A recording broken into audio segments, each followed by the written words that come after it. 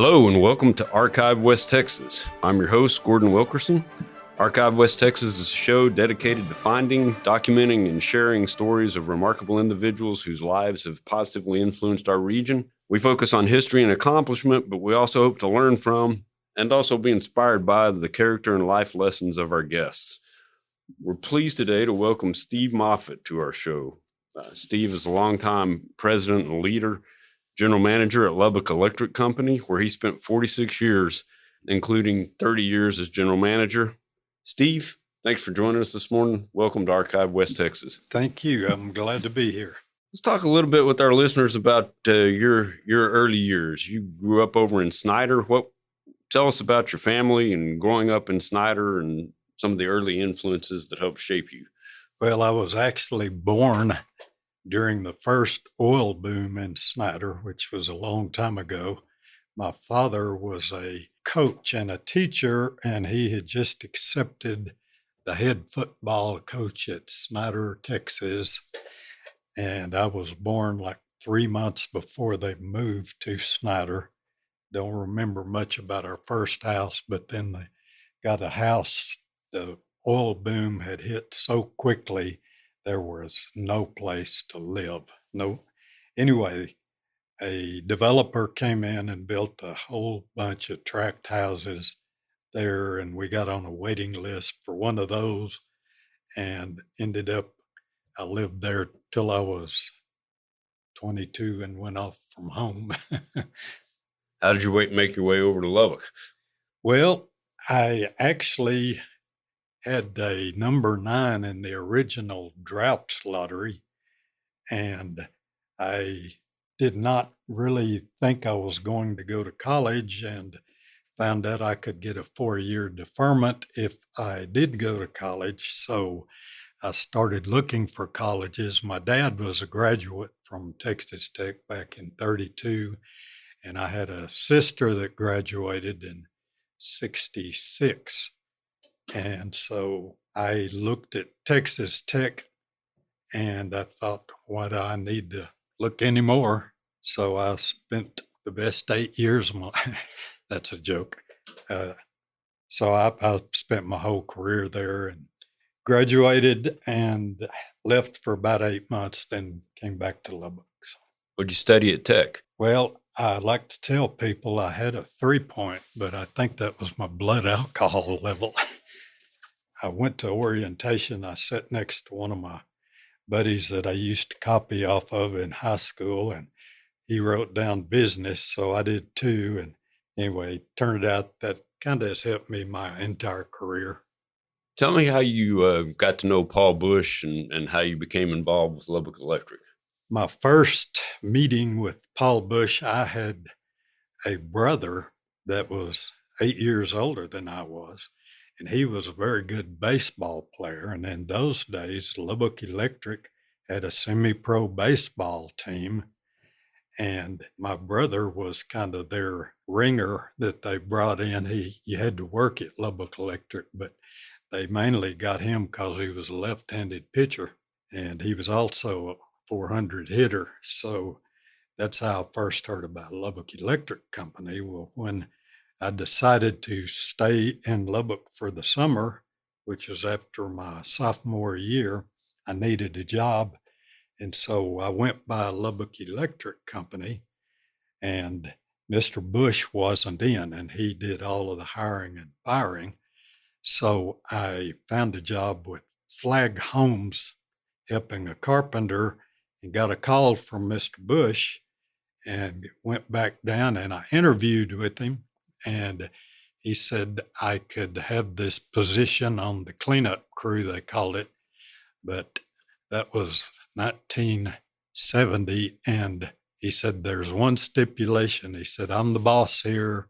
And if I say everybody has to wear pink underwear, that's the way it's going to be.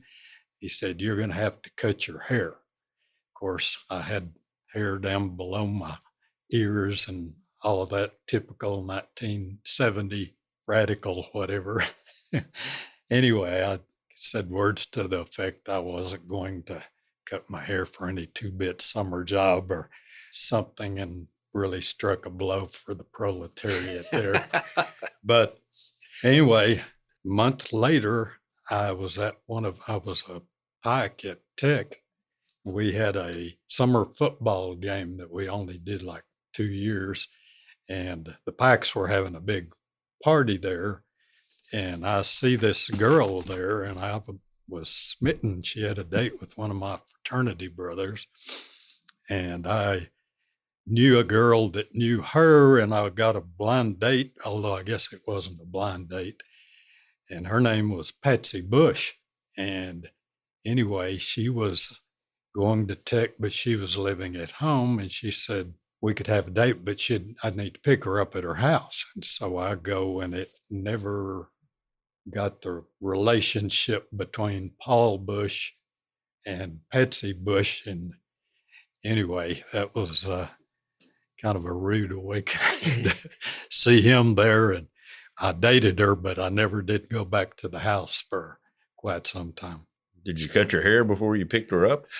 Well, actually, I didn't. But anyway, Mr. Bush was a great guy and a great man. And when I did go back and work at Lubbock Electric Company, he was just as gracious. He was a one of a kind older gentleman. And he was born, how he got to Lubbock, and the origins of Lubbock Electric Company. Well, yes, that was interesting. He was born in and grew up to like probably junior high age in Indianapolis, but his father had asthma or some kind of breathing problems, and they advised him to go somewhere where it's dry. Well, they started off in Roswell, New Mexico, and there just wasn't much going on in the way of jobs. And so they came to the big city of Lubbock, and that would have been in about 1936. He went to work for Anderson Young Electric Company, which was the only motor repair facility in that part of the country. And after he had been there 8 years, he was a quick study, and he thought of all the things he could do with it, and he founded Lubbock Electric in 1944. I remember from reading, I think he had one truck and 5 employees. Yeah. In the early days, if they got any kind of business, it was, I looked through some old books, and it's very seldom that he had more than 2 invoices in a day. And a lot of days there were no invoices in those days. Where was that original facility? The first one, it was somewhere, and it was in a residential garage in the downtown area. And I think it was about 1948 that they built a 5,000 square foot building there on Texas Avenue in the 1900 block. And later they doubled it. They made another one, but that was the first location. I think it was 1944 Texas Avenue was the original address. Tell us how the company began to grow from there, and how they finally wound up on 34th Street, and what growth looked like early on for the company. Well, almost immediately after he founded Lubbock Electric, I'm not sure if he was actually drafted or if he was always a very patriotic guy, but he went to the Navy and was stationed in San Diego. And Mrs. Bush was left running the business. And like I said, there were like 3 other employees, and they held it together. But when he came back, he got an early release from the Navy after the war. And there must have been just a world of pent up demand, because during the war effort, you couldn't buy anything. It was really a pretty meager existence. And when they came back, everybody wanted everything. Jobs were plentiful. There was just lots of opportunity. And I think as much as anything, Mr. Bush was very opportunistic, and he had been doing mainly motor repair only. Well, he started acquiring distributorships in those early days, and most all of them were had exclusivity with it, so that once you had the distributorship for a brand of motors or V belts or any kind of power transmission, then you had something to sell that nobody else did, and he capitalized on that. And I'd say by the early 50s, it was really a going concern.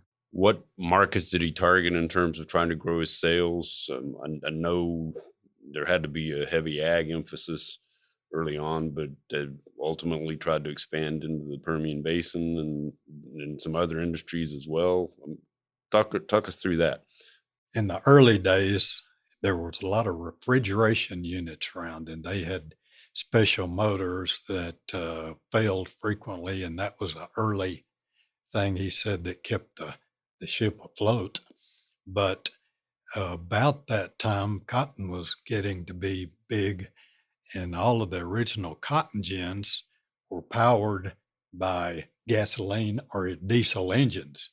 And they had one big diesel engine that would pull a long shaft that ran the length of the building, and they would run pulleys on it up to the different equipment. And that's, like I say, that one motor was all that drove the entire gin. That was not really the best way to do that.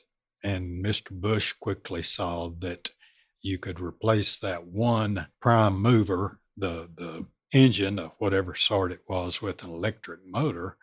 And he had some good distributorships. He got those on it. And then they would have like one 150 horsepower or 200 horsepower motor to pull the entire gin. And Mr. Bush could do that change out and whatever it took to get the electrical over to the electric motor, to remove the gas engine, to adapt the bases, whatever else, and figure the pulleys and belts so that the performance was the same. And of course, it was a lot more reliable and very, very little downtime. You didn't have to worry about cold or other things that bother engines. Talk about how the company grew. By 2020, you had over 50 employees and much larger facility on 34th Street. What was the company like at its peak? I would say really the peak of it was just before the pandemic hit. But at one time, we had over 100 employees. There were 4 different plants that were built around cotton gins where they would take the burrs and grind them and pelletize them and feed them for cattle. And they would take the waste burrs from the cotton gin for the raw material to go with. And so Lubbock Electric built 4 of those, and those particular years were larger in sales just because those plants were several $1,000,000 each. But there was a very opportune time because the gins had by then converted to electrical for every piece of equipment in there. So a cotton gin, even a small one, would have 30 plus electric motors in it, and each one would have to have switch gear to turn those off and on. So we acquired the Square D distributorship, which was at that time probably the leading manufacturer of that type of industrial electrical equipment. I think that became a large portion of the business. We would sell lots of motors and switch gear, but in the early days, we had to contract it out to another company to do the electrical. And Mr. Bush, that was not a bad situation, except there were times of year when you really needed to get a cotton gin ready to go. And these other contractors that dealt in other areas might, just been too busy to handle it. So we added a electrical installation wiring department, and that not only did that help with the sales of electrical equipment, but we also got to furnish the motors. A lot of times it was belt drives and other stuff that we replaced during the time. But that grew, and up to probably 2020, the controls had changed so much that everything was run by computer. They were industrial computers, but computers nonetheless. And there were very few electrical contractors, even if they did cater to cotton gins, that knew how to do the programming on the other stuff. And so Mr. Bush never did really figure out that part of the business, but was able to hire people that did take the ball and run with it.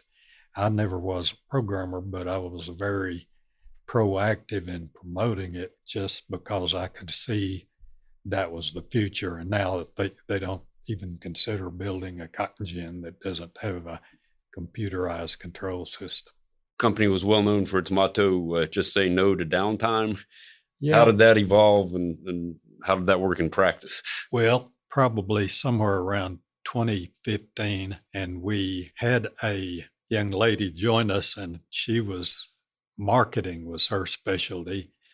And so we kind of redid all of our logos, all of our trucks, whatever else, and made this coordinated effort to look the same. And so people would recognize when they saw a red truck with a yellow sign on the side, it was Lubbock Electric. You could see them a mile off, Anyway, she's the one that came up with the tagline, just say no to downtime.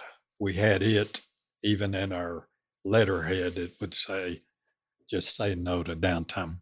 The biggest expense of any industrial plant is when the equipment is not idle. Yeah, not running for some reason. And lots of times it would be something electromechanical. And so that tagline, I thought, pretty well, we were kind of a total package that we could fix a lot of stuff regardless of whether we had put it in originally or whatever. And we were always open 24/7 during cotton ginning season. And I was on the night numbers for 40 years, and so we received calls year round from different industries, whatever. And so that led to some pretty interesting stories in itself. I bet it did. What's one unusual or memorable customer request that you can tell our listeners about? One of the strangest ones, I guess, was, of course, I was on the night phone number for 40 years at Lubbock Electric Company. So a call in the middle of the night wasn't necessarily unusual. But anyway, this particular phone call, there were what I'd have to call were some rednecks, and they were from Aspermont, and they had had a flood there, and it flooded their city water plant. And so they had burned up 2 specialized motors, and they had called several other places with no luck on what to do with them. And so after asking them a few questions, I said, I'm pretty sure that we have that equipment. I've got to go down to the shop and put my hands on them before I say yes. But I said, I'll leave right now and I'll call you as soon as I know. So I did that, got there. Sure enough, we had 2 motors. That's what they needed. And so I said, how do I get them to you? And they said, well, can you deliver them? And the only thing that we had there, it was our delivery pickup, and it had a lift tailgate because these motors weighed like probably 450 pounds each. And so I said, yes. And we arranged to meet somewhere in the middle. I can't remember. We met, it was about halfway, and made the exchange. And back in those days, and Mr. Bush was always took people at their word, and we sold people, set them up on a charge account, and we had very seldom had a bad debt. We would have some slow pay, but for the most part, we were did business on a handshake. And I'd never seen these guys before. They didn't have they had unmarked pickups, but who else would be out at 3 a.m. in the morning Yeah. looking for some electric motors? So anyway, we had to manhandle them. And of course, we used the lift tailgate, but it still took a little grunt work to get it up into theirs. And I had a notepad there, and I said, write how we get in touch with you on this. This was many years before the cell phones everywhere. Right. And so they did. And anyway, I got a nice thank you letter from the mayor, and I'll never forget the night, Yes. So that date with Patsy Bush turned out okay. In spite of your long hair, got a position at Lubbock Electric. Tell us what it was like working in a family business for that many decades. Well, the first part of it is I tell everybody, they say, how did you get to Lubbock Electric? And I said, I did it the old-fashioned way. I married the boss's daughter. I had just graduated from Tech, Mr. Bush. So I didn't know what I wanted to do. I had been pretty good in accounting, but I hated it. And this was just right after Patsy and I had been married maybe 3 months. And Mr. Bush comes by the house on a Sunday afternoon, and he says, I've been thinking about rigging out this truck for the harvest season to sell the bats and brushes, bearings, belts, anything to aid the farmers, during harvest season. And so he said, do you have any experience at sales? And I had a couple of summers where I had a sales job. He said, do you think you might want to make a career out of this? And I said, Mr. Bush, I said, I'm married, I'm broke. I said, I got a car that's got 160,000 miles on it. I said, I have no visible means of support, and now I've got a wife. I said, I can't think about a career. I need a job. So I did that for 3 months. And after the harvest season, Mr. Bush came to me and he said, well, what do you want to do? And I said, I still need a job. And so he kind of set me up in a little apprenticeship, you'd call it today. Probably we didn't call it that, but I worked, and we had a little electronics department and went with the wiring crew, wound a bunch of motors. So it was really good for my experience and development, although we would gone broke on my labor as slow as I was and whatever else. But at least it gave me an appreciation of what the working man goes through and a lot of empathy with that. So I'd say it was time well spent. How difficult was the decision to sell the business? I think more than anything, it was just I had, I was already past 65 years old, and I thought, I don't have any heirs coming up, don't have anybody, has really got any capital to buy it. And I had some friends in the electrical business. And this one friend of mine from Snyder actually had a business that was a little bit different than us, but it was, an industrial type organization. And so he recommended this broker of that kind of business. I had no idea. And I just said, I'll talk to him and see what he has. And I just hit it off instantly with the guy. I did want the 3-year contract after I retired because I just couldn't imagine being retired. And, I worked Saturdays probably 90% of the time I was there, and I just didn't know any better than get up, you go to work. And so that was, I guess, the transition to having somebody buy it that kept me on for a while was probably a reasonable way to end it. You and Patsy have also been very involved in the community. Tell our listeners a few of the non-business related contributions you all have made to Lubbock. Well, Patsy worked for the Chamber of Commerce for about a dozen years. And of course, the FiberMax Center for Discovery was in it was the Bayer Museum of Agriculture. And I've been on that board since its inception back in the 80s.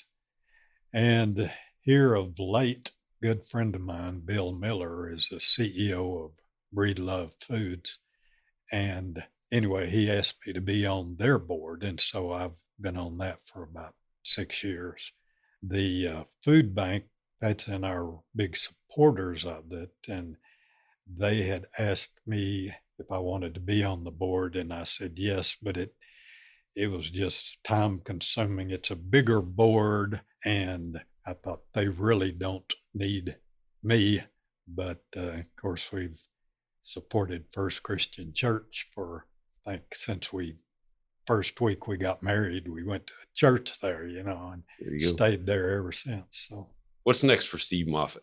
Well, I hope there's a few years left, on there. So a friend of mine came into my office right before I retired, and he said, what are you going to do? And it was actually before I knew I was going to retire. And he said, you got a tape measure? And so he's sitting across the desk from me, hand him this tape measure. Well, he hooks it right on my side. And he said, okay, how old are you? And I said, I think at the time I was like 58. He said, here's 58. And he said, the actuarial age of people like 73. And so we had this 58 inches of tape here that had already passed. And I thought, gosh, I've got to do something. And I guess that's the impetus that started me doing that. But I think I've been a very good retired person. There you go. So I've got it in my head that I need to speak Spanish. So I've been doing this teach yourself Spanish classes. I can probably converse with you up until there's always one word in the middle. I don't know what it is. So, but that's been kind of fun. And I'm still on these two boards. And then we got a little walking around money from the sale of Lubbock Electric. So we manage that, and we try to share the wealth. Of course, I got grandkids now, and sometimes wonder how I ever had time for a job. There you go. Steve, thank you for taking time today to share your story. Appreciate the decades of leadership and service that you've given to this community. Appreciate you listening. Hope you'll join us again next week for another episode of Archive West Texas. Thank you.